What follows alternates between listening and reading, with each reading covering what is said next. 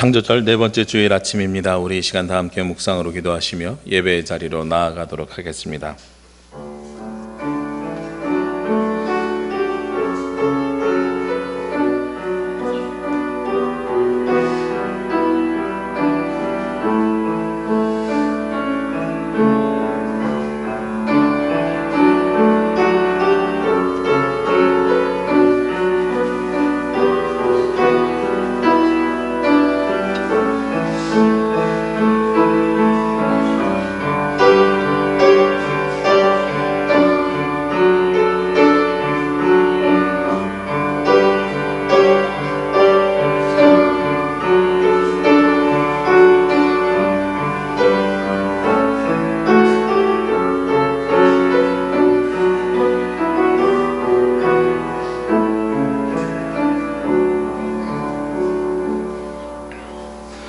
여호와여, 이제 내가 주께서 주신 토지 소산의 만물을 가져왔나이다 하고 너는 그것을 내 하나님 여호와 앞에 두고 내 하나님 여호와 앞에 경배할 것이며 내 하나님 여호와께서 너와 내 집에 주신 모든 복으로 말미암아 너는 레위인과 너희 가운데 거류하는 객과 함께 즐거워할지니라.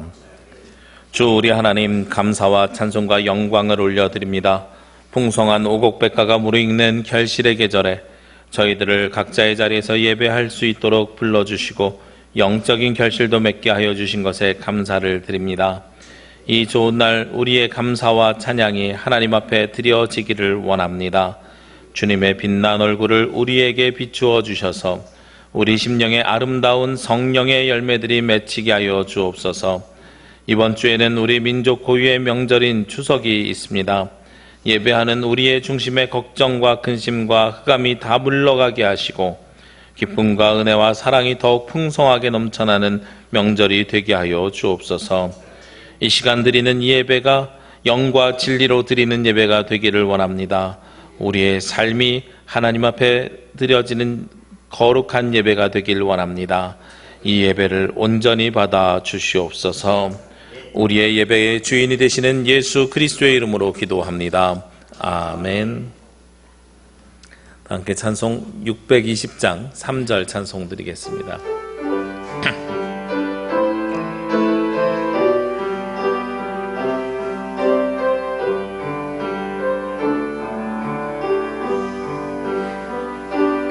여기에 모인 우리 사랑받는 주의 자녀라. 주께서 뜻하신 바 우릴 통해 펼치신다. 고통과 슬픔 중에 더욱 주님 의지하오니 어려움 이겨내고 주님 더욱 찬양하라. 이 믿음 더욱 굳세라. 주가 지켜주신다.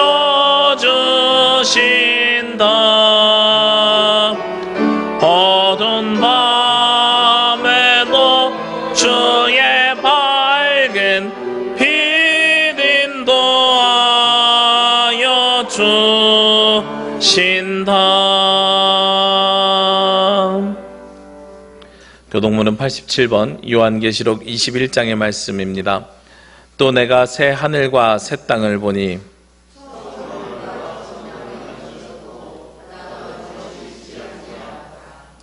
또 내가 봄에 거룩한 성 새 예루살렘이 하나님께로부터 하늘에서 내려오니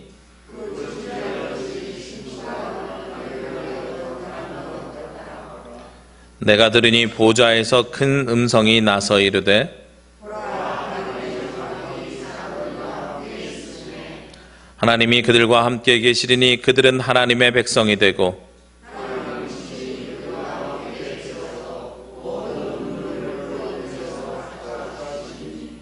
다시는 사망이 없고 애통하는 것이나 곡하는 것이나 아픈 것이 다시 있지 아니하리니 보좌에 앉으신 이가 이르시되 보라 내가 만물을 새롭게 하노라. 아멘. 우리 이 시간에는 지난 한 주간 알고 지은 모르고 지은 모든 죄를 주님 앞에 자복하며 고백하는 자매 기도를 드리도록 하겠습니다.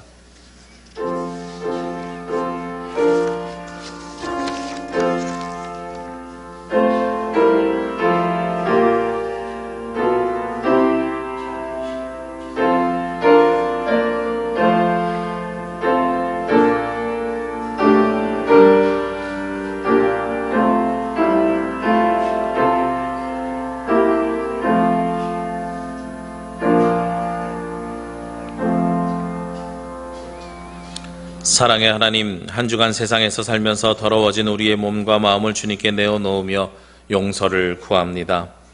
주님 전에서는 성도로 살았지만 세상에 나가서는 죄인으로 살았습니다. 주일엔 하나님의 자녀로 행동하였지만 주중에는 믿음 없는 세상의 사람으로 살았습니다. 험한 말로 형제와 이웃에게 상처를 주었고 패역한 행동으로 하나님의 영광을 가렸습니다. 기도하며 하나님을 의지해야 할 순간에 당황하며 걱정하였고 하나님께 늘 감사해야 할 때에 교만하며 자랑하였습니다. 주님께서 주신 소중한 물질과 건강과 지혜와 능력을 하나님의 뜻을 이루는 데 사용하지 아니하였으며 오직 내 욕심과 정욕을 채우는 데만 사용하였습니다. 이처럼 저희들의 모든 행동에는 성도로 구별된 모습을 보이지 못하였습니다. 주여, 이 모든 허물을 주님 앞에 내려놓고 용서를 구하오니 주여 우리의 모든 죄를 씻어 주시옵소서. 누가 느기에 하나님께서 택하신 자들을 고발하리요 의롭다 하신 이는 하나님이시니 누가 정죄하리요 죽으실 뿐 아니라 다시 살아나신 이는 그리스도 예수시니 그는 하나님 우편에 계신 자요 우리를 위하여 간구하시는 자시니라. 나는 이 말씀에 의지하여 이 시간 우리가 구한 모든 죄가 예수 그리스도의 십자가의 보혈로 씻음 받았음을 선언합니다. 아멘. 우리의 기도를 들으소서. 키리에 키리에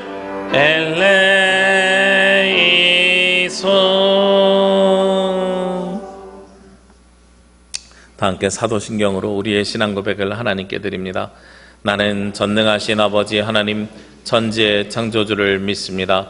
나는 그의 유일하신 아들 우리 주 예수 그리스도를 믿습니다. 그는 성령으로 잉태되어 동정녀 마리아에게서 나시고 본디오 빌라도에게 고난을 받아 십자가에 못 박혀 죽으시고 장사된 지 사흘 만에 죽은 자 가운데서 다시 살아나셨으며 하늘에 오르시어 전능하신 아버지 하나님 우편에 앉아 계시다가 거기로부터 살아있는 자와 죽은 자를 심판하러 오십니다. 나는 성령을 믿으며 거룩한 공교회와 성도의 교제와 죄를 용서받는 것과 몸의 부활과 영생을 믿습니다. 아멘. 다 함께 찬송 435장 찬송 드리겠습니다.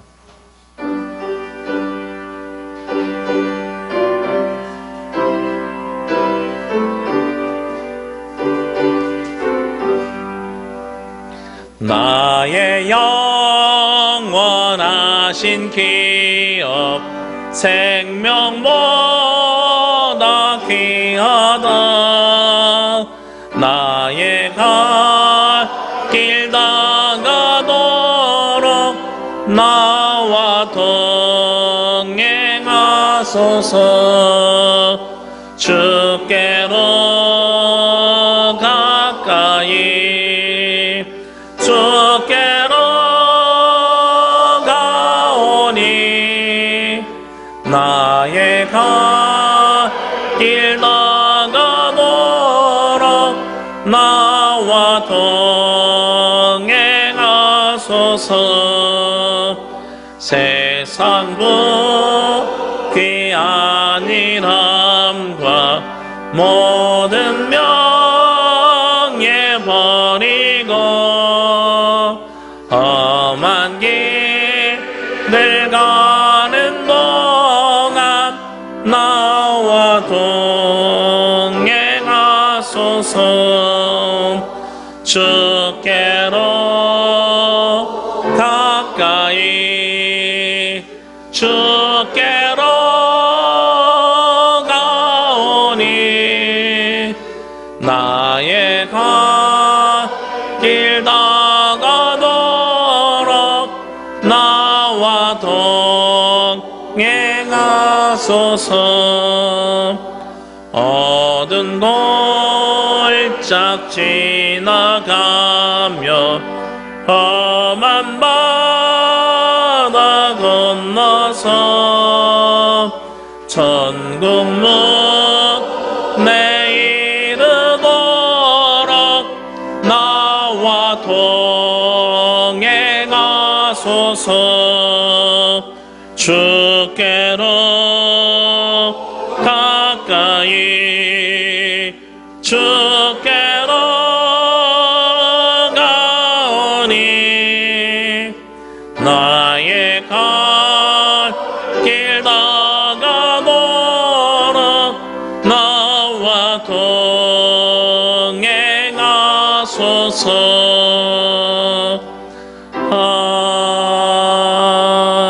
아멘. 이 시간 예배를 위해서 강홍규 장로님 기도 인도해 주시겠습니다. 다 함께 기도드리겠습니다. 아버지 하나님, 어둠의 세상에서 길을 잃고 방황하며 살 수밖에 없는 저희를 사랑하사 주 예수 그리스도의 은혜에 의지하여 그리스도 안에서 새로이 태어나게 하여 주시고 그리스도 안에서 빛의 자녀로 살아가게 하여 주심을 감사드립니다. 아버지 하나님, 세상에 사는 동안 언제나 우리의 눈이 주님을 향하게 하여 주시고 말씀 안에서 배우고 성령의 음성에 귀를 기울이며 어떠한 환경과 고난과 유혹을 만나더라도 옳은 길을 따르고 혹 어둠에 갇히더라도 빛을 잃지 않고 믿음이 승리하는 삶을 살아가게 하여 주시옵소서. 살아계시고 말씀하시는 주님과의 만남을 통해 아브라함이 아브라함으로, 야곱이 이스라엘로, 사울이 바울로 변화된 것처럼 우리도 믿음 안에서 변화된 삶을 살게 하여 주시옵소서. 아버지 하나님, 코로나19로 인해 우리나라뿐만 아니라 전 세계가 고통 가운데 신음하고 있습니다. 경제적으로, 육체적으로, 정신적으로 어려움을 겪고 있는 저희 교우들의 간절한 기도를 들어주시고 그 기도의 소원에 응답하여 주시기를 간절히 기도드립니다. 기도하는 가운데 용기와 지혜를 얻게 하여 주시고 두려움을 이기게 하여 주시고 마음의 평화가 샘솟게 하여 주시옵소서. 코로나19로 인해 세상은 큰 변화의 물결과 소용돌이 속에서 너무나 빠른 속도로 사람끼리 만나지 않는 비대면 사회로 나아가고 있습니다. 교회의 활동도 예배의 방식도 새로운 사회에 적응해야 하는 상황에 놓여있는 이때에 저희에게 지혜를 주시고 믿음의 생활이 흔들리지 않도록 인도하여 주시옵소서. 아버지 하나님, 나라를 위해서 기도합니다. 이 나라가 물질적 욕망에 빠지지 않게 하여 주시고 사람과 생명을 존중하는 나라가 되게 하여 주시옵소서. 사회의 법 질서와 윤리, 도덕이 존중되고 남북이 하나 되어 부강하고 하나님의 공의가 강물처럼 흐르는 나라가 되게 하여 주시옵소서. 사랑하는 아버지 하나님, 다음 주 추석 연휴에 이동하는 교우들을 안전하게 지켜주시고 비록 어렵고 힘든 시절을 겪고 있더라도 연휴 동안 가족과 함께 감사와 웃음이 가득한 추석 명절을 지낼 수 있도록 인도하여 주시옵소서. 이제 주님의 말씀이 선포되는 시간입니다. 여기에 함께 모인 교우들과 또한 인터넷을 통해 온라인으로 예배에 참여하는 모든 예배자들에게 복에 복을 더하여 주시고 목사님의 입술을 통해 선포되는 말씀으로 인해 영의 눈과 귀와 마음이 열리고 감사와 은혜가 충만한 시간이 되게 하여 주시옵소서. 이 모든 말씀 우리를 죄와 사망의 길에서 생명의 길로 구원하여 주신 예수 그리스도 이름으로 기도드립니다. 아멘.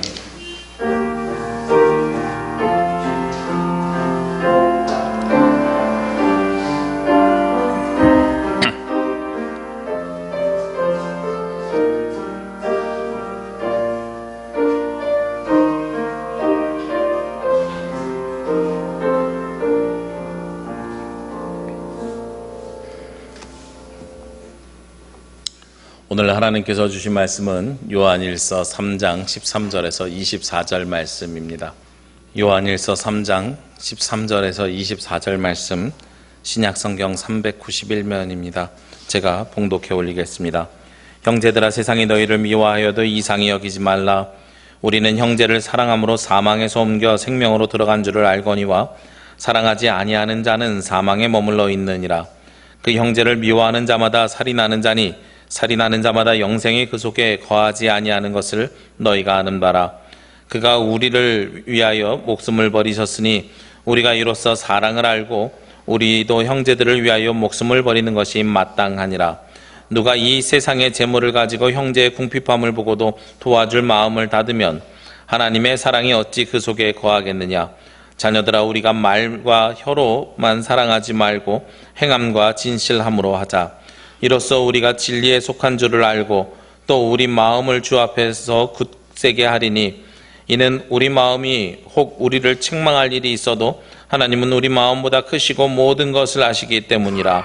사랑하는 자들아, 만일 우리 마음이 우리를 책망할 것이 없으면 하나님 앞에서 담대함을 얻고 무엇이든지 구하는 바를 그에게서 받나니, 이는 우리가 그의 계명을 지키고 그 앞에서 기뻐하시는 것을 행함이라. 그의 계명은 이것이니 곧 그 아들 예수 그리스도의 이름을 믿고 그가 우리에게 주신 계명대로 서로 사랑할 것이니라.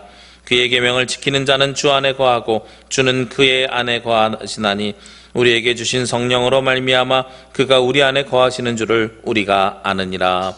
아멘. 주여 우리 맘 여사 주의 말씀을 깨닫게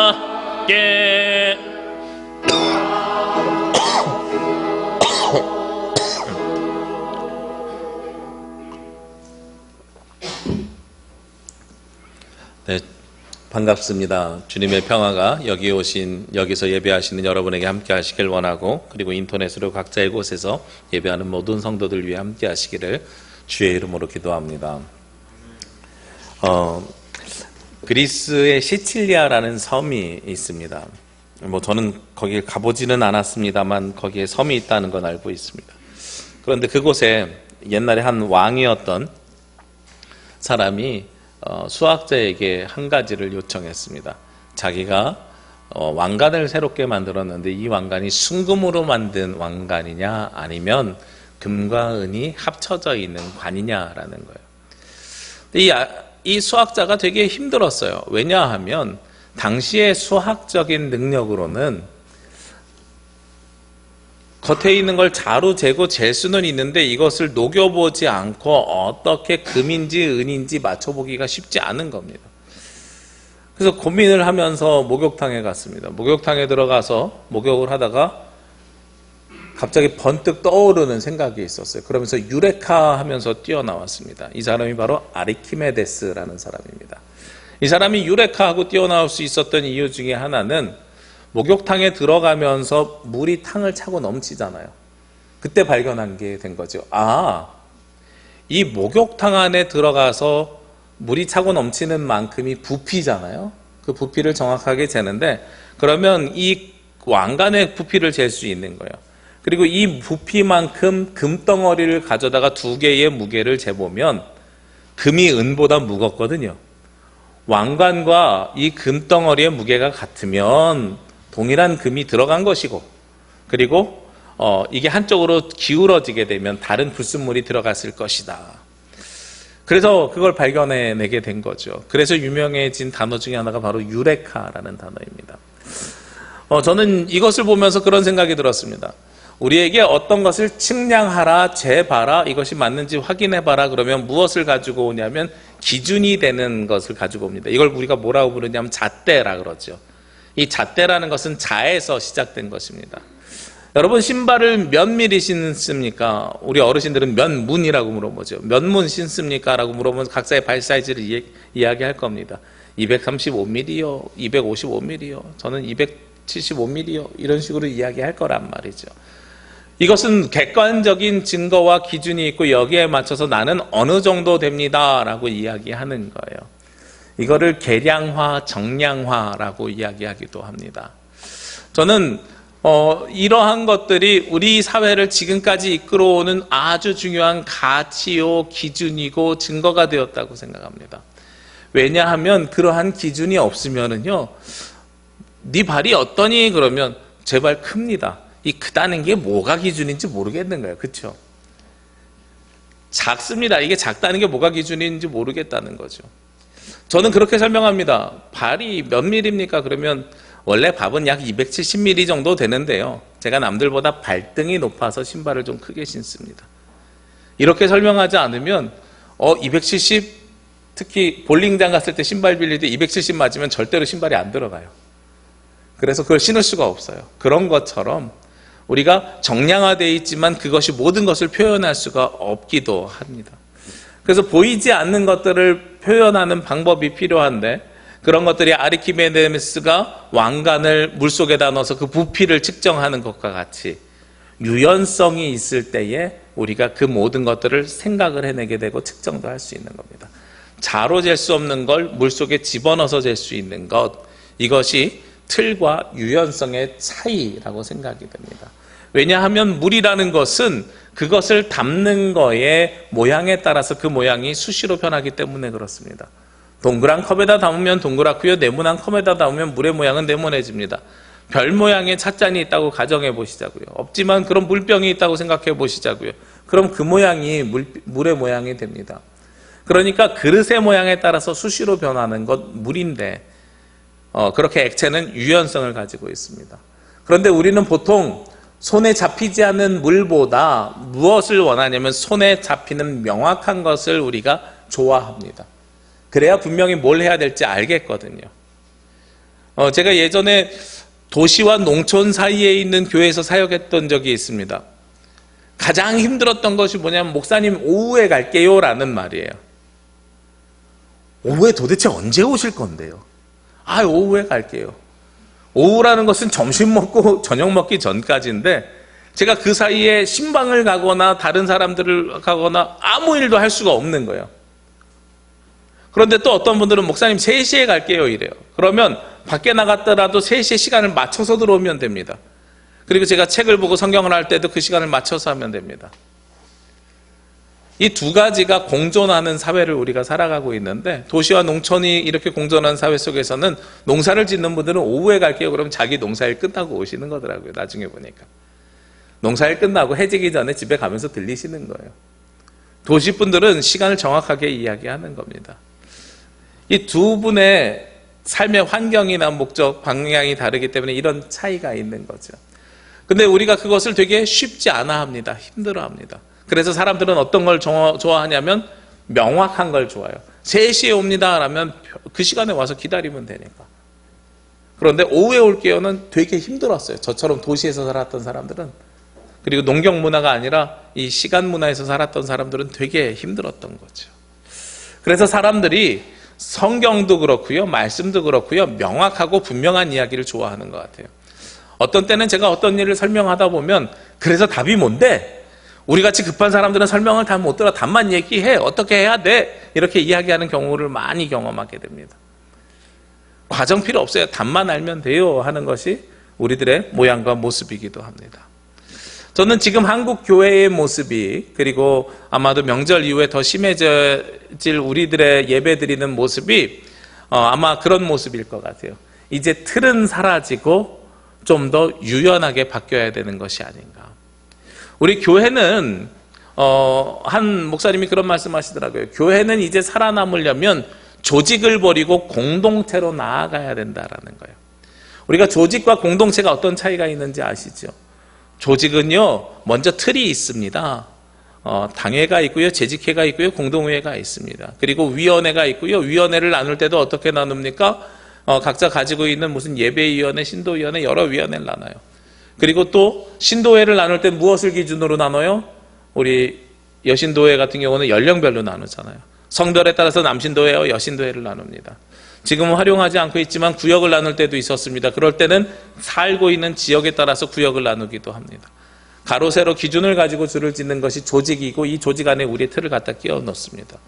그래서 조직의 원리에 따라서 움직여야 돼. 공무원 조직이라든지 아니면 군인 조직 같은 것들이 그런 일들에 속합니다. 근데 공동체는요, 그런 거 없어요. 그냥 같이 있으면 돼요. 저는 조직이 깨지고 공동체로 변화되어야 된다는 것은 지금 우리가 하고 있는 최소한의 틀인 공동의회, 당회, 재직회 이런 것들이 없어져야 된다는 이야기를 하는 게 아닙니다. 우리가 신앙생활을 하는데 틀 안에서 신앙생활하는 것이 깨지고 유연하게 공동체를 이루어서, 공동체는 그냥 같이 있는 거거든요. 공동체는 나이 연령과 상관없습니다. 그냥 운동 좋아하면 운동 좋아하는 사람들끼리, 음악 좋아하면 음악 좋아하는 사람들끼리, 이런 것들이 공동체예요. 그 안에서 스스럼 없이 이야기하고 스스럼 없이 표현하는 것이 공동체입니다. 교회가 이제는 그런 공동체로 변모되어야 된다는 거예요. 공동체, 교회에서 교제 부분을 그렇게 변화되어야 된다 하는 말씀을 드리는 겁니다. 이미 한국교회는 그것을 경험했습니다. 그 틀이 깨지는 걸 경험했어요. 코로나19로 인해서 우리도 지금은 같이 모여서 예배드리지만 8월부터 약 한 달간 모이지 못했습니다. 그러면서 무슨 틀이 깨졌습니까? 공간에 대한 틀이 깨졌습니다. 그리고 또 무슨 틀이 깨졌을까요? 시간에 대한 틀이 깨졌습니다. 제가 여기 강대상위에요. 사실 보이지 않게 핸드폰이 있습니다. 스마트폰이 있고 지금 온라인으로 몇 명이 예배드리는지 동시 접속자 들어와 있어요. 제가 호스트라서. 그래서 몇 분이 예배드리는지 제가 알 수 있거든요. 지난주에도 예배 끝나고요, 집에 가서 다시 예배를 다시 편집하거든요. 근데 다시 편집할 때 깜짝 놀랐어요. 다시 편집하기 위해서 실시간 생중계한 통계를 들어가 봤더니 9시에 예배 드리시는 분이 몇 분 계시고 10시에 예배 드리는 분도 계셨어요. 9시 걸 다시 돌려서 보시는 것 같아요. 시간이 그때 되니까. 11시에 예배 드리는 분들도 몇 분 계시고, 근데 1시, 2시는 별로 없더라고요. 그런데 3시, 4시, 5시 되니까 예배 인원이 또 다시 늘어나게 됩니다. 예배 시간의 틀도 깨졌습니다. 사실은. 공간의 틀도 깨졌고 꼭 11시에 교회당에 나와야 되는 시간의 틀도 깨졌습니다. 온라인으로 예배 드릴 때는 오전에 바쁜 일이 있으면 오후에 집에 와서 다시 예배 드릴 수도 있는 거예요. 저는 그렇게라도 주일날 예배를 드리는 분들이 굉장히 감사하더라고요. 우리의 그러한 조직, 틀은 이미 깨져버렸습니다. 이제 우리가 유연해졌어요. 공간에서 유연해졌고요. 그리고 어디서 유연해졌냐면 시간에서 유연해졌습니다. 이게 지금 우리들의 모습입니다. 앞으로 교회도 이런 유연성을 발휘하지 못하면, 즉 우리의 그릇의 모양에 따라서 우리를 담아내지 못하면 어려운 거예요. 교회에서 우리가 정리를 하면 제일 많이 하는 일이 뭔지 아십니까? 청소를 하는 일을 제일 많이 하지만 청소 후에는 꼭 뭐를 해야 되냐면 쓰레기를 버려야 돼요. 쓰레기를 버려야 되는데 어떤 물건은요, 물건이 크고 중간에 빈 공간이 많아도 쓰레기 봉투에 들어가는 것이 하나밖에 안 들어갈 때들도 있어요. 이거는 어떤 것들이에요? 크기가 딱 결정되어 있는 틀이 있는 것들입니다. 그런데 틀이 없는 것들은 여러 개를 뭉쳐서 그 안에다가 넣어서 버릴 수도 있습니다. 쓰레기 봉투에 20리터, 50리터 적혀 있는 것이 그런 의미더라고요. 물을 50리터 담을 수 있다. 빈 공간 하나도 없이 꽉 채웠을 때 몇 리터를 담을 수 있다. 이런 뜻인 거예요. 그러니까 우리가 이제 교회가 내실이 있는 교회가 된다라고 이야기하는 것은 이제는 조직, 틀 이런 것에 매여 있는 것이 아니라 유연하게, 그러나 공동체로서 우리가 함께 있음을 찾고, 그리고 함께 있는 것에 감사를 느끼고 그리고 함께 하면서 누리며 살아가는 공동체로 변했을 때에 이 공동체가 살아남을 수 있겠다 하는 것입니다. 오늘 성경에서는 이 공동체가 무엇을 기준으로 가지고 있어야 하는가 하는 것을 이야기해요. 왜냐하면 요한 1, 2, 3서가요 요한 공동체에 주시는 말씀이었거든요. 그 말씀을 우리의 말씀으로 우리가 받아들이는 겁니다. 요한 공동체에 주시는 말씀인데 먼저 3장 16절 말씀에 보면 이런 말씀이 있습니다. 그가 우리를 위하여 목숨을 버리셨으니 우리가 이로써 사랑을 알고 우리도 형제들을 위하여 목숨을 버리는 것이 마땅하니라. 공동체가 해야 되는 가장 중요한 것이 무엇이냐면 16절에 있는 말씀처럼 그가 우리를 위하여 목숨을 버리신 것. 여기서 그가 누구겠어요? 예수 그리스도지요. 예수님이 우리를 위해서 목숨을 버리셨다는 것을 우리는 복음이라고 표현하고 이것을 사랑이라고 표현합니다. 그것이 있는 것이 바로 공동체의 모습입니다. 우리가 세상에 있는 모임과 교회 공동체가 다른 가장 커다란 이유는 예수 그리스도가 우리 가운데 계시냐 계시지 않느냐 하는 거예요. 예수님께서 우리와 함께 하시기 때문에 우리는 공동체일 수 있습니다. 그래서 우리가 제일 먼저 해야 되는 것이 바로 신앙이고 예수 그리스도입니다.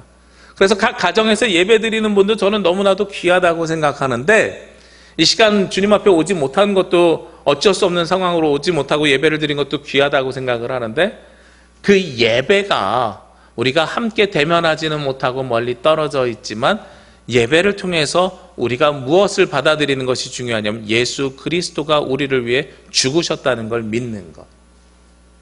이 복음이 살아있는 것이 우리에게 너무도 중요한 거예요. 목사님에게 좋은 얘기 듣기 위해서 인터넷을 찾아본다? 그러려면 인터넷 찾지 마세요.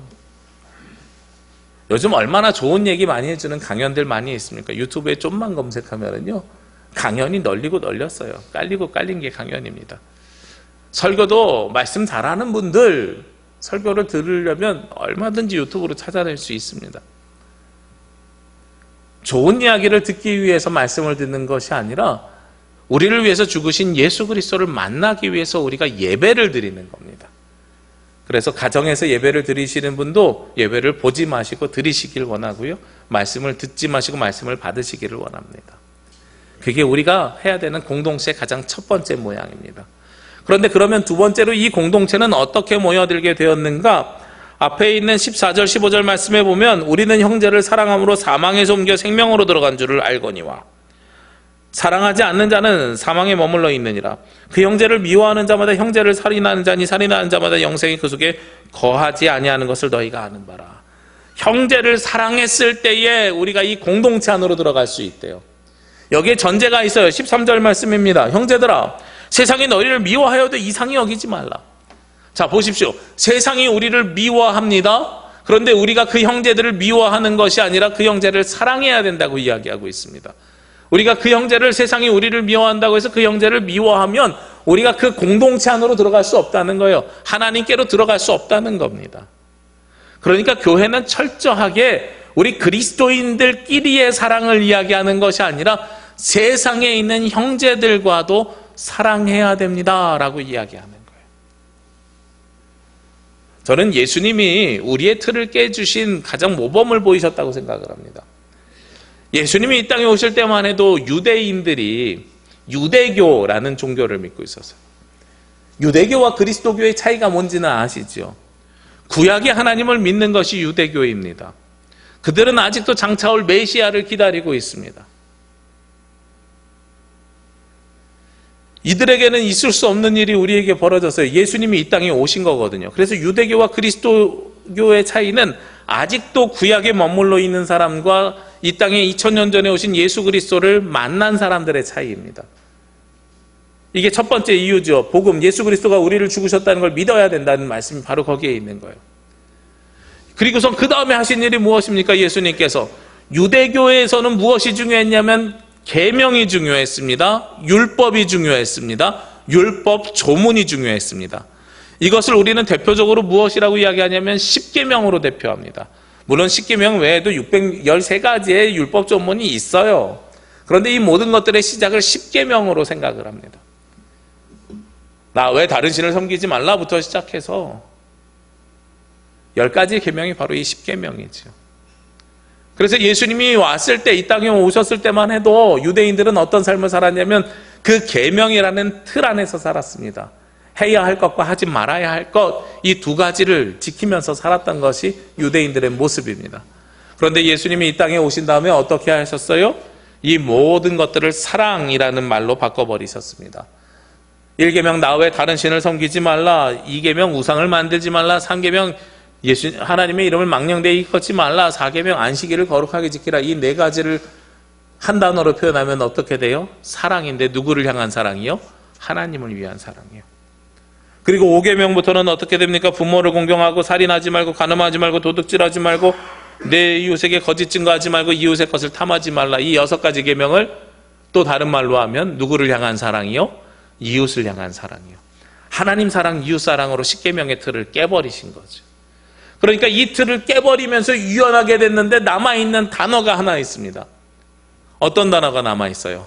사랑입니다. 그래서 예수님이 이 땅에 오신 다음에 우리가 새롭게 공동체를, 그 이전엔 율법 조문의 틀에 맞춰서 살아갔던 사람들이 이제는 공동체 생활을 시작하는 거예요. 예수님은 예수님의 제자들과도 공동체 생활을 살았습니다. 공동체라는 것은요, 같이 모든 것을 공유하는 채, 몸과 같은 곳이에요.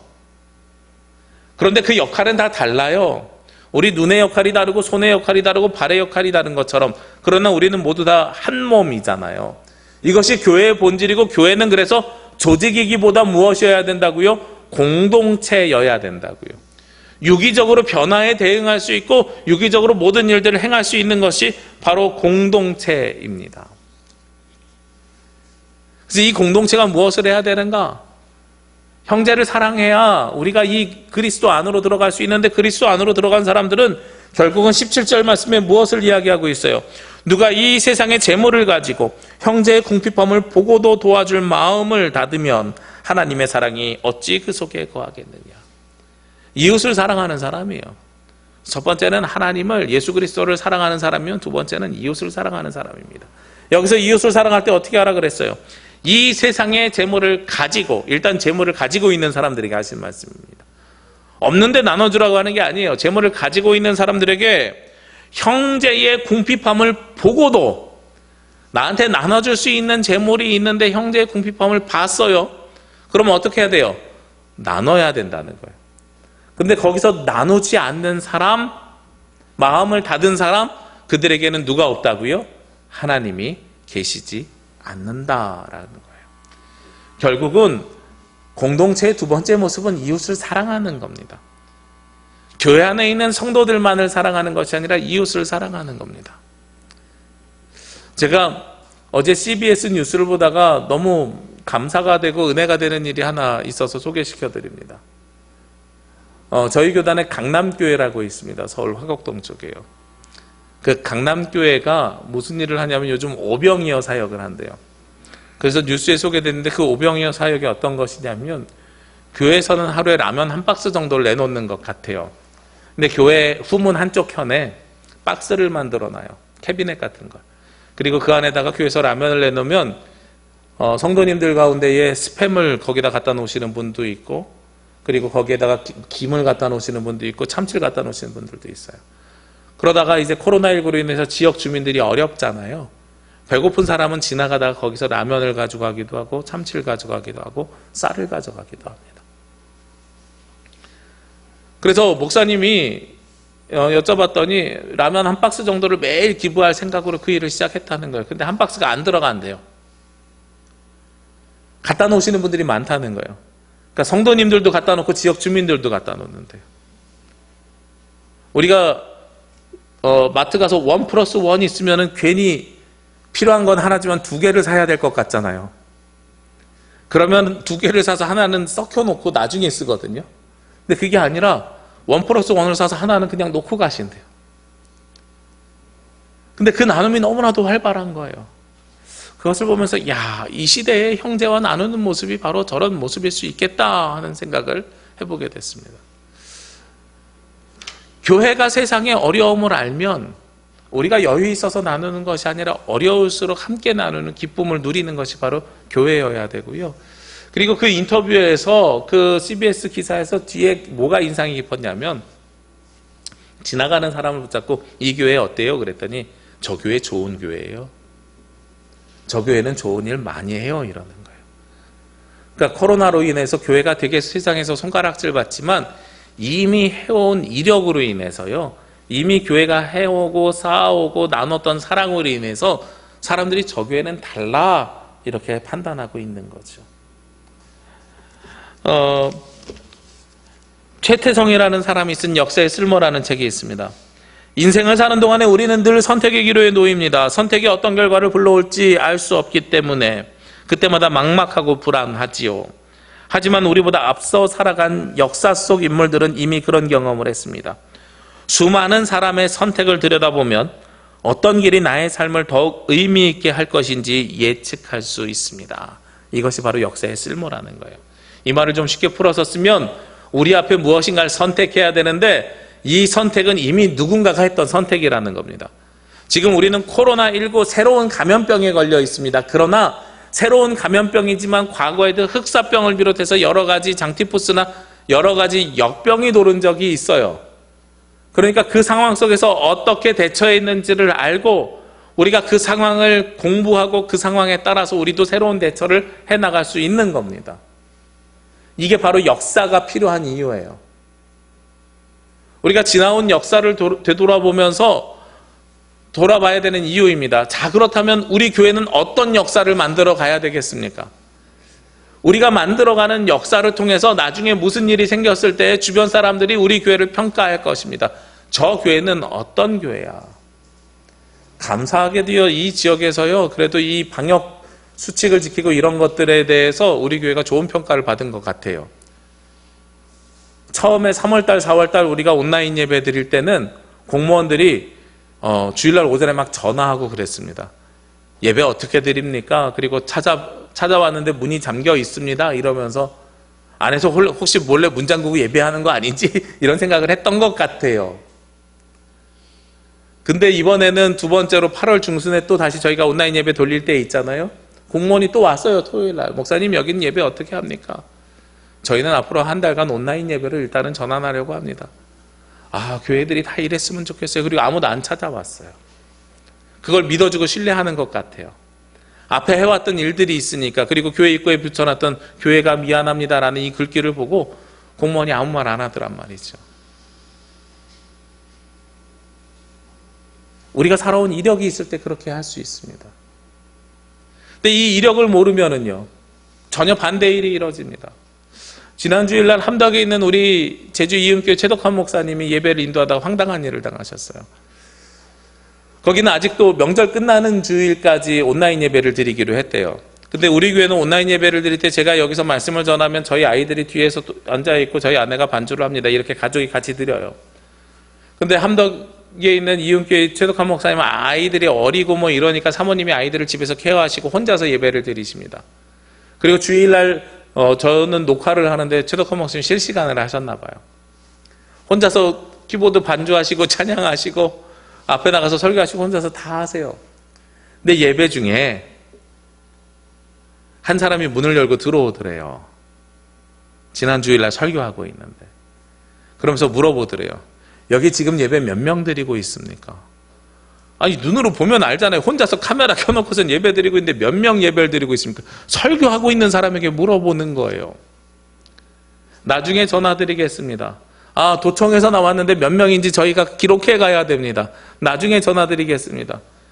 실시간으로 온 성도들이 그걸 다 보고 있는 거예요. 목사님이 설교하다 말고 나중에 전화 드리겠습니다. 나중에 전화 드리겠습니다. 4번 반복했대요. 아마도 교회가 뭔지 예배가 뭔지 모르는 공무원이었을 거예요. 우리 교회도 도청 공무원이 왔으면 우리 교회가 어떤지 이력을 모르니까, 여기 주민센터 직원이야 지난 3월 달에 이력이 있으니까 지난 역사라니까 우리를 그렇게 내버려 뒀겠지만 도청 공무원이 왔으면 비슷할 수 있었겠다는 생각을 갖습니다. 목사님들이 거기에다가 농담으로 그런 말들을 달아놨어요. 우리 도청에 한마디 할까? 언론에 이거 흘릴까? 기사 제목 제대로 뽑을 수 있을 것 같은데 전면 온라인 예배 드리는데 도청 공무원이 방해하다. 뭐 이런 식의 기사 제목 뽑을 수 있잖아요. 기독교 탄압, 뭐 전면 온라인 예배도 방해하는 도청 공무원, 뭐 이런 식으로 기사 제목 뽑아서 올리면 아주 대박 나겠다. 저희들끼리 농담으로 그런 이야기를 한 적이 있어요. 뭐 때문에 그래요? 우리가 어떻게 해왔는지 지난 역사를 모르니까 그런 일들이 있을 수 있는 일이에요. 우리가 사랑을 한다는 건 한번 하자 해서 할 수 있는 일이 아닙니다. 우리가 서로 믿고 신뢰하자, 한번 하자 해서 구호로 외쳐서 할 수 있는 일이 아닙니다. 그것은 지나온 이력을 통해서 우리가 알 수 있는 일이고요. 그리고 그것을 계속해서 쌓아가야 우리가 정말로 이웃에게 진심으로 사랑하는지를 알 수 있습니다. 바로 그 다음에 있는 말씀이 바로 그 말씀이에요. 18절 말씀에 보면 자녀들아 우리가 말과 혀로만 사랑하지 말고 행함과 진실함으로 하자 하고 말씀하고 있어요. 사랑이라는 것은 말과 혀로만 되는 것이 아니라 행함과 진실함으로 해야 되고 그것이 쌓여졌을 때의 신뢰라는 것이 생기는 겁니다. 그리고 그 진실함이라는 것은 한번 행한다고 해서 받아지는 것이 아니라 꾸준할 때의 그 진실함이 상대방에게 전달되는 거예요. 어머, 저 사람은 진짜인가 봐. 언제 여러분들이 느껴집니까? 상황이 좋을 때 예배하는 것이 아니라 세상이 우리를 미워할 때도 예배하는 것. 그러나 다른 사람들에게 피해를 주면서 예배하는 것이 아니라 다른 사람들을 배려하면서 예배할 때, 그때 저 사람은 진짜인가 봐 하는 것을 알 수 있는 거죠. 오늘 다시 13절 말씀에 보면 세상이 너희를 미워하여도 라고 말씀이 시작이 되잖아요. 당시에도 유대인들이 예수 그리스도를 믿는 그리스도의 공동체를 미워하였습니다. 그럼에도 불구하고 그들을 미워하지 말고 그들에게 사랑을 전하라고 이야기하는 겁니다. 그것이 예수 그리스도가 십자가에 달려 죽으신 이유이고 예수 그리스도의 복음이 있는 사람들이 해야 될 일이라고 하는 것입니다. 그리고 그렇게 할 때 어떻게 해요? 우리에게 주신 재물이 있으면, 그런데 궁핍한 사람들을 보았으면 마음을 닫지 말고 그들을 돕고 그들에게 나누라고, 말과 혀로만 하지 말고 행함과 진실함으로 하라고 말씀하고 있는 것입니다. 그리고 나서 공동체는요, 조직과 다른 세 번째 모양이 있습니다. 예수 그리스도가 있고 이웃과 사랑을 나누는 이력이 있다면 마지막 세 번째는 20절 말씀인데요. 이는 우리 마음이 혹 우리를 책망할 일이 있어도 하나님은 우리 마음보다 크시고 모든 것을 아시기 때문이라. 21절에 사랑하는 자들아 만일 우리 마음이 우리를 책망할 것이 없으면 하나님 앞에서 담대함을 얻고, 우리 가운데 책망할 것이 있어도 책망하지 말고 받아주라는 거예요. 이것이 바로 공동체의 모습입니다. 그렇게 받으면 우리도 하나님 앞에서 책망받을 것이 없다는 거예요. 즉 우리 공동체의 구성원을 용납하라는 겁니다. 온라인 예배가 길어질수록 제가 걱정하는 것이 있습니다. 무엇을 걱정하냐면, 저는 우리 성도님들을 믿기 때문에 그냥 편안하게 예배 드리는 것을 좋아한다 이렇게 치부하고 싶지는 않고요. 온라인으로 예배 드리다가 다시 이 자리에 돌아올 때 어색해 하실까 봐 하는 걸 전 걱정해요. 근데 어색해 하시면 안 돼요. 그리고 우리가 받아들일 때도 어색하게 받을 이유가 하나도 없습니다. 왜 저 사람은 한 달 동안 안 나오고선 우리가 다시 모였을 때도 또 안 나오고 이제야 나와? 그럴 이야기 할 것이 없어요. 각자 지금 처해 있는 상황이 다르기 때문에 그런 겁니다. 저는 우리 성도님들이 각자의 상황에서 최선을 다해서 예배할 것을 믿고 있습니다. 그렇기 때문에 어떠한 모양으로 다시 돌아오더라도 그들을 우리는 그냥 넓은 품으로 안아주면 돼요. 그게 공동체의 모습입니다. 저는 이 공동체가 가족의 모습을 닮아야 된다고 생각하는데, 가족이 어떻습니까? 오늘 말씀에서도 하나님께서 넓으신, 그 크고 넓으신 품으로 우리를 책망하지 아니하신대요. 이게 바로 가족의 모습이거든요. 제주에 내려온 지 2년 만인가요? 저희 둘째 아이를 잃어버린 적이 있습니다. 둘째 아이가 형아들 놀러 가는데 쫓아간다고 쫓아가다가 앞서가던 형들을 놓쳐버렸어요. 그도 그럴 것이 저희가 이제 둘째 아이는 아직 어리니까 퀵보드를 안 사줬는데 형들은 다 퀵보드를 타고 싱싱 날려서 가버리고, 얘는 유치원생이 6살짜리가 쫓아가지고 뛰어다니면서 형아를 쫓아다니다가 한순간에 형아들은 없어진 거죠. 이 동네를요 3시간 동안 돌았습니다.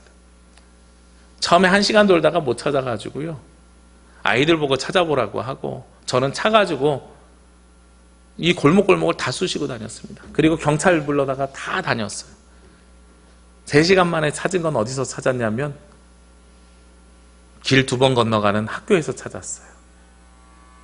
나름 똑똑했나 봐요. 길 찾아갈 줄 알았나 봐요. 형아가 학교에 있을 줄 알고 학교로 갔다는 거예요.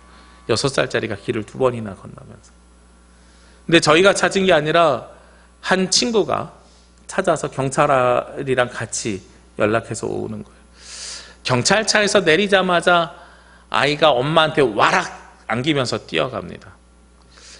야, 그때는 아빠가 아니라 엄마한테 오더라고요.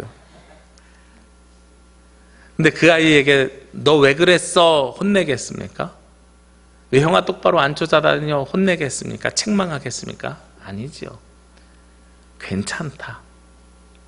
건강하니까 괜찮고 안 다쳤으니까 괜찮고 다시 돌아왔으니까 괜찮다. 그러면서 같이 우는 거죠. 그게 공동체입니다.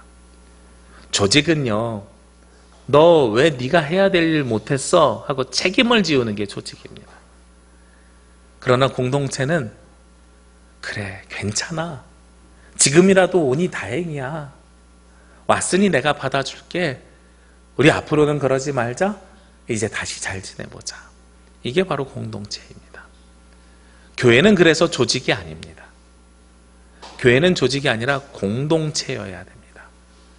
서로가 부족한 것이 있어도 받아주고 책망하지 않고 품고 가야 되는 공동체입니다. 그렇게 됐을 때 오늘 마지막에 계명이라는 단어가 나와요. 22절, 23절, 24절 말씀에 3번 다 계명이 나옵니다. 무엇이든지 구하는 바를 그에게서 받나니 이는 우리가 그의 계명을 지키고 그 앞에서 기뻐하시는 것을 행함이라. 그의 계명은 이것이니 곧 그의 아들 예수 그리스도의 이름을 믿고 그가 우리에게 주신 계명대로 서로 사랑하는 것이니라. 그 이전에는 계명이 무엇이었습니까? 첫째는 이것이니 나 외에 다른 신을 믿지 말라. 둘째는 우상을 만들지 말라. 셋째는 내 이름을 망령되이 일컫지 말라. 넷째는 안식일을 거룩하게 지키라. 이런 것들이 계명이었어요. 해라 하지 말라 하는 것이 계명이었습니다. 그런데 이제는 계명이 무엇으로 바뀌었습니까? 23절 말씀 다시 보면 그의 계명은 이것이니 곧 그 아들 예수 그리스도의 이름을 믿고 그가 우리에게 주신 계명대로 서로 사랑할 것이니라. 예수님을 믿고 서로 사랑해. 이것이 바로 계명이라는 거예요. 그 이전의 조직, 그 이전의 틀에서 완전히 벗어난 새로운 것을 예수님께서 우리에게 주셨습니다. 그래서 공동체에는 이 계명이 살아 있어야 되는 겁니다. 예수님을 향한 사랑이요, 이웃을 향한 사랑이요, 우리 공동체의 구성원 중에서 부족하거나 아니면 책망받을 일을 한 사람들을 품어내는 그 넓은 용납하는 마음이요. 이것이 새로운 계명이라는 거예요. 하나님 사랑, 이웃 사랑 하니까 우리가 하나님과 이웃 두 가지만 생각하잖아요. 그런데 공동체 안에서 우리 다른 성도들도 품어야 된다니까요. 이미 들어와 있는 사람들도 품어야 되는 겁니다. 그것이 세 번째 책망하지 말라는 이야기입니다. 이렇게 계명을 새롭게 받았을 때에 하나님을 사랑하고 이웃을 사랑하고 공동체를 품으라는 새로운 계명을 우리가 받았을 때 어떤 일이 벌어집니까? 24절 말씀이요. 그의 계명을 지키는 자는, 이러한 일들을 지키는 자는 주 안에 거하고 주는 그 안에 거하시나니 우리에게 주신 성령으로 말미암아 그가 우리 안에 거하시는 줄을 우리가 아느니라. 우리가 어디에 거해요? 하나님 안에. 하나님이 어디에 계세요? 우리 안에 계시는 거예요. 그 계명을 지키는 자, 하나님을 사랑하고 이웃을 사랑하고 공동체를 품어내는 사람들에게, 그때 비로소 우리가 하나님을 안에 있고 하나님이 우리 안에, 우리가 그리스도 예수 안에 있고 그리스도 예수가 우리 안에 거하시는 일이 생겨나게 되는 겁니다. 교회가 이렇게 변화되지 않으면 이제는 조직 안에 사람들을 끼워 맞추는 게 아니에요. 너 신앙생활 하려면 몇 년 해야 되고 뭐 해야 되고 뭐 해야 되고 뭐 해야 되고 이렇게 끼워 넣는 게 아니라 넓은 품을 가지고 우리는 하나님 사랑하는 공동체고 이웃을 사랑하는 공동체니 누구든지 오시오 하고 품어내지 않으면 앞으로 끊임없이 변화되는 세상 속에서 우리 교회가 살아날 수 있을까 하는 것에 대해서 저는 요즘 물음표를 가지고 살아갑니다. 이번 주간 명절이 있습니다. 가급적이면 움직이지 말라 그래요. 그럼에도 불구하고 움직이시고 가족들 이때 아니면 언제 뵙겠냐고 만나 뵙는 분들도 계십니다. 뭐 맞고 틀리는 일이 있는 것 같지는 않습니다. 그런데 우리 명절에 만나는 여러분들 가정에도요, 예수 그리스도가 함께 하시고, 여러분들 이번 모임을 통해서 이웃에게 건강한 그리스도인의 가정의 모습을 보여주시고, 그리고 우리 그때 모였을 때만큼은 서로 뭐라고 하지 말고 모든 걸 품어주시기를 원합니다. 그렇게 새로운 계명을 받으면 여러분 가정 위에 하나님의 사랑이 함께 하시고, 그리고 여러분이 그리스도의 사람으로 온전케 될 줄로 믿습니다. 함께 기도드리겠습니다. 거룩하시고 은혜로우신 아버지 하나님, 이 시간 위에 주의 능력과 주의 생명을 더하여 주시길 원합니다. 저희들 기존의 틀을 깨고 예수 그리스도께서 사랑으로 모든 계명을 새롭게 만들어 주셨음을 기억합니다. 저희들 이 땅에서 살아가면서 예수 그리스도를 모시며 이웃을 사랑하며 형제를 품을 수 있는 넓은 그릇을 허락하여 주옵시고, 그 사랑을 전하고 나누고 느낄 때에 우리 가운데 예수님께서 거하시고 우리가 주님 안에 들어가는 은혜를 허락하여 주시옵소서. 이 모든 말씀 예수님의 이름으로 기도합니다. 아멘. 이 말씀 따라 사는 동안 지치지 않게 하시고, 이 말씀 따라 사는 동안 주님 나라 이루소서. 다 함께 찬송 50장 1절 찬송하시며 예물 봉헌하겠습니다.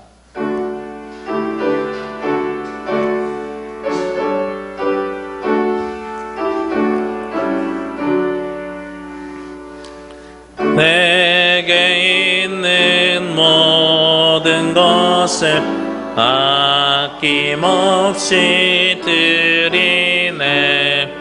사랑하고 의지하며 주만 따라 살리라. 주께 드리네.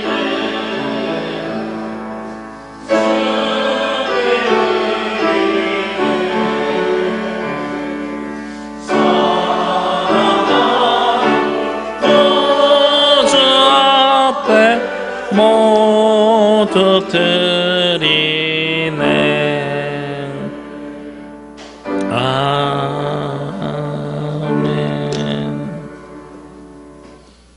기도드리겠습니다.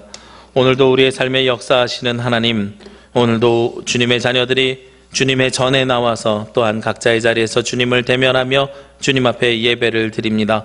오늘 우리 그리스도인들이 교회와 세상에서 함께 살아가는 주의 은혜를 누리게 하여 주시옵고, 하늘의 은혜와 은총을 주님 앞에 주님께서 주시는 하늘의 은총과 은혜를 경험하며 살아갈 수 있도록 도와주시옵소서. 오늘도 주님 앞에 나오며 주신 은혜에 감사하는 마음으로 예물과 정성을 올려드립니다. 감사의 제목이 있는 예물을, 열의 하나를 거룩하게 구별하여 드리는 예물을, 복음 선포를 위한 예물을, 매주 정하여진 약속의 예물을 올려드립니다. 주님, 이렇게 마음과 정성을 모아드린 예물과 하나님의 자녀들이 이 땅에서 흘린 수고와 땀을 기억하여 주옵시고, 하나님을 향한 우리의 마음이 열매가 되어서 주님께 드려지는 은혜가 있게 하여 주옵소서. 귀한 성도들 한 주간 세상에서 살아가면서 하나님의 자녀로 은혜의 공동체를 이루며 살기를 원합니다. 특별히 추석 명절 오가는 걸음에도 만나는 사람에게도 늘 복되게 하여 주옵시고, 주님의 은혜를 나누며 주님의 사랑을 전하며 주님의 사랑으로 모든 것들을 용납하는 귀한 명절이 되게 하여 주옵소서. 주님의 사랑으로 이 어려움과 고난과 고통을 이어가는 형제 자매들을 기억하여 주시며, 하나님, 이 시기가 우리에게는 비록 고난의 시기지만 물고기 뱃속에서 주님을 경험하고 고백했던 요나와 같이 주님께 찬송하고 경배하며 기도하며 간구하는 시간이 되게 하여 주시옵소서. 하나님을 사모하는 모든 성도들 머리 위에 주님의 은혜가 늘 머물러 주시옵고 동행하여 주시옵소서. 이 모든 말씀 우리를 위해 십자가에 달리신 예수 그리스도의 이름으로 기도합니다. 아멘. 주님의 평화가 창조된 세상 곳곳에서 예배하는 모든 가정과 성도들 위해 함께 하시기를 기도합니다. 네, 감사합니다. 네. 우리 교회는 코로나19 상황이 진정될 때까지 예배를 1부와 2부로 그리고 온라인으로 드리도록 하겠습니다. 우리 온라인에 함께 하신 분들에게도 늘 하나님의 은혜가 함께 하시길 원하고, 어느 곳에 있든 공간과 시간보다 하나님 앞에 드리는 마음이 중요함을 기억해 주시기를 부탁드립니다.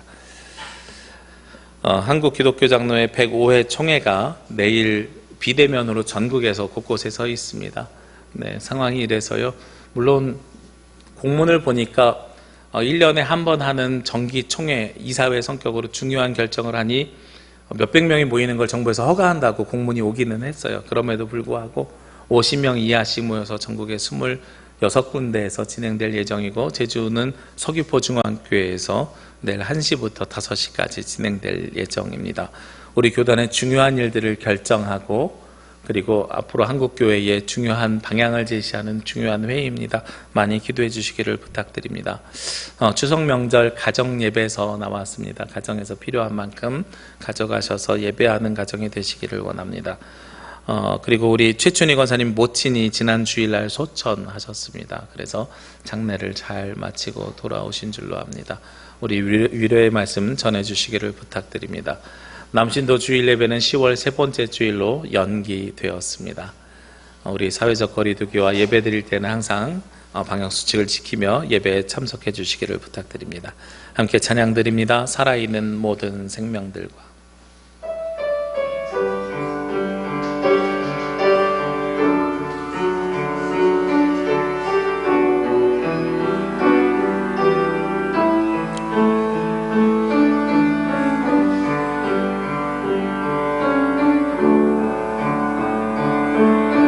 살아있는 모든 생명들과 애틋한 오감을 나누며 그 안에 깃든 주의 숨결 느낄 수 있게,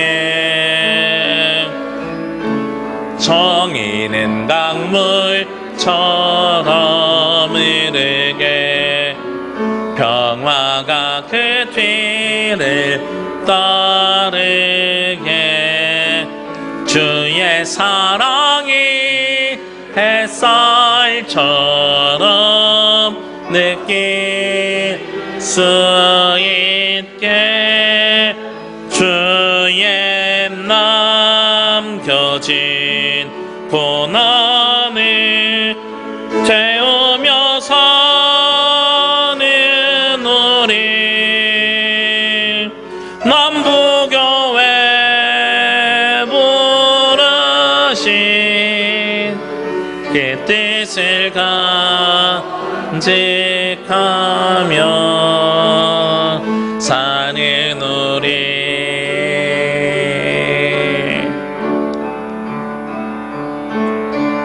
눈물이 마르지 않습니다. 병든 이 땅을 고쳐주소서. 그보다 먼저 우리들을 씻어 주소서.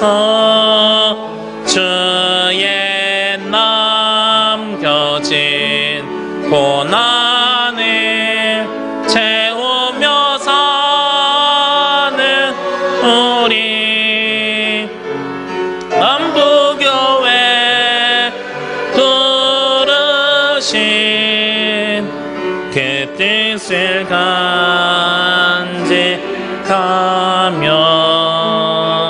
사는 우리. 이제는 우리 주 예수 그리스도의 은혜와 아버지 하나님의 크신 사랑하심과 성령님의 교통하심이 과거의 틀을 깨버리고 예수 그리스도가 행하셨던 사랑을 가지고 하나님을 사랑하며 이웃을 사랑하며 우리 성도를 서로 용납하며 새로운 계명을 품고 세상에서 살아가기를 원하는 제주남북의 모든 성도들 머리 위에와 이 시간 세상 곳곳에서 하나님을 찬양하며 경배하며 예배하는 모든 권속들 머리 위에 지금부터 영원까지 함께 하시기를 간절히 축원하옵나이다. 아멘.